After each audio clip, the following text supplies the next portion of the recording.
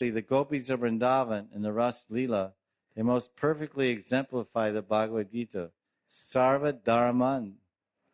Dharman means Varna Dharma, not Ashram Dharma. So this is being told here. So it represents the neglect of their duties. Vishwanath Chakravarti says that they're giving up in this verse all their duties based on aham, ahamta, and mamta. They're giving up the gopis of Vrindavan, Brajastriya.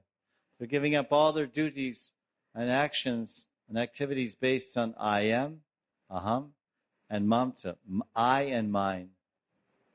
I and mine.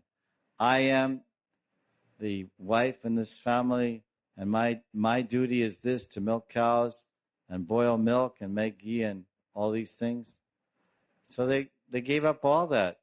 Because ultimately, janasya mohoya mahamameti, the jana, we people in this world, were victimized by our misconceptions of I and mine. We identify I am the body, I am this and that, and mine is this world, and mine are these possessions. And the gopis thought, I am not this family, I am not this wife, I am not this gopi, I am not this cowherd girl. I am Krishna's servant. I am Krishna's beloved.